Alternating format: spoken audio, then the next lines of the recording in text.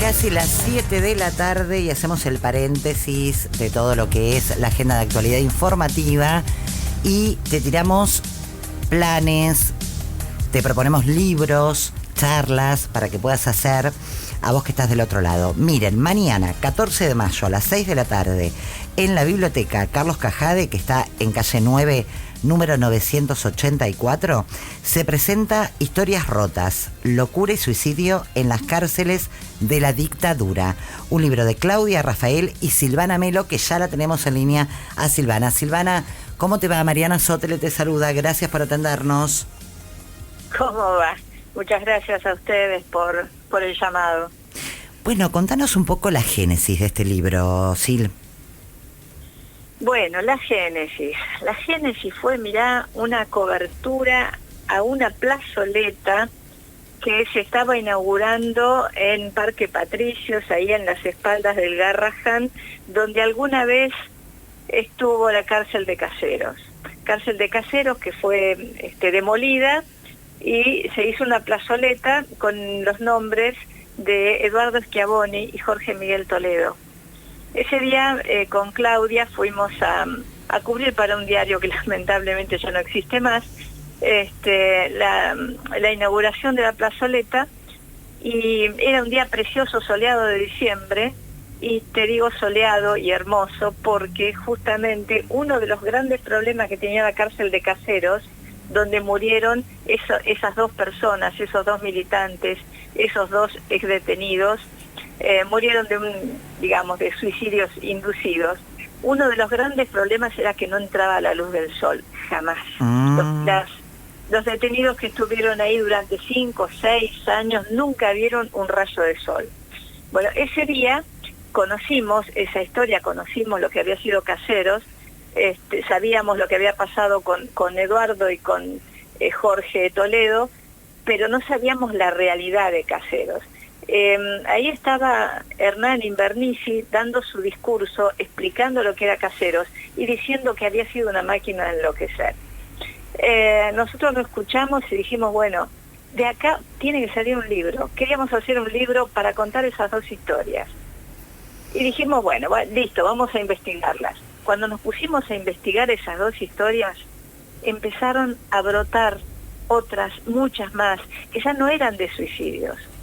Eran historias que tenían que ver con la maquinaria de enloquecimiento de la que había hablado Hernán.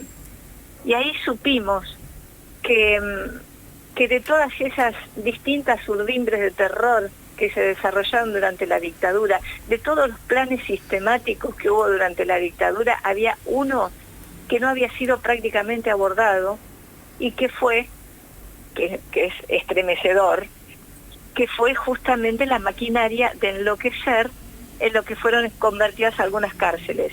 Caseros fue una de ellas, Rawson fue otra, y en menor medida la Unidad 9 de La Plata. Esa fue la génesis, ese día, ¿no? Y a partir de eso, bueno, todas las historias que empezamos a encontrar, que no terminaron en suicidio, porque la mayoría no terminaron en suicidio, pero sí terminaron en personas con la psiquis rota. Claro. Y que salían, las que salieron de la cárcel, digamos, salieron de una manera, uno lo dice, pero en realidad no salieron nunca de la cárcel porque se la llevaron encima y siguieron durante toda su vida con esa cárcel, con ese encierro encima, porque de la locura no pudieron zafar nunca. Así que bueno, más o menos esa fue la génesis y un poco el comienzo de la investigación del libro. ¿Y cuántos más o menos? ¿Cuántas historias porque vos lo pintás muy bien y decís, primero eran 2, pero después nos dimos cuenta que esto no era visibilizado y que el enloquecimiento y llegar al borde del suicidio o al suicidio, vale aclarar, acá en este programa hemos hablado mucho de suicidio para sumarnos a la prevención. Los países que, por ejemplo, tienen poco sol y poco día, como Estocolmo, son los que más cifras de suicidio tienen, porque justamente... Absolutamente. Claro, o sea que imagínate esto, en un refuerzo, digamos, porque del otro lado por ahí la gente no tiene ni idea, y fíjense cómo en un país donde por ahí no tenés ni siquiera las problemáticas que tenemos en el nuestro, está todo bárbaro, pero no hay sol, y no hay sol y listo, se dispara la cifra de suicidio. Bueno, acá ustedes advirtieron 2 temones que lamentablemente no están visibilizados, porque uno habla de los secuestros de los desaparecidos, de los hijos, los niños, que es importantísimo, pero no de esto, ¿no? De la maquinaria de enloquecer. Exactamente, y vos fíjate que justamente lo que vos decías, que los temas más visualizados fueron los desaparecidos, el robo de bebé, los traslados arrojando a la gente viva de los aviones. La lógica, ¿no? Es tremendo. Entonces lo que pasaron los presos políticos en las cárceles quedó medio opacado, ¿no? Y hay historias como estas, como este plan sistemático, que quedó prácticamente sin abordaje, y te puedo asegurar que es donde vos te metés en ese mundo, fue absolutamente aterrador. Y estamos hablando, viste, de un plan pensado, pero pensado y armado con una cantidad de profesionales salidos de las universidades públicas, lo cual es también tremendo, ¿no?, de pensarlo. Estamos hablando de sociólogos, antropólogos, médicos, psicólogos, psiquiatras, y además a eso sumale sacerdotes, ¿no? Todos armaron el plan como para llevar a las personas que iban observando más débiles, con más tendencia a la tristeza, a la depresión, a caerse en sus estados anímicos, y bueno, los iban cooptando, los iban invitando a ir al consultorio de las psicólogas, de los psicólogos, del psiquiatra, a hacer confesiones con el sacerdote, y de esa manera los empezaban a medicar. Entonces, lo necesitaran o no, porque generalmente no lo necesitaran, simplemente estaban tristes, estaban pasando por un momento horroroso. Bueno, los empezaban a medicar, y esa medicación era una de las herramientas más tremendas para poder quebrar la psiquis. Con la medicación, primero, le daban una medicación que no necesitaba, se la iban aumentando cada vez más, repentinamente se la quitaban. ¿No? Que eso es terrible. Después, exacto, se la cambiaban por otra. Repetían la metodología, se la sacaban. Bueno, eso implicaba que por ahí no durmieran. A los que podían dormir le intervenían el sueño, es decir, en el medio de su sueño hacían determinados ruidos que sabían que eran tremendos.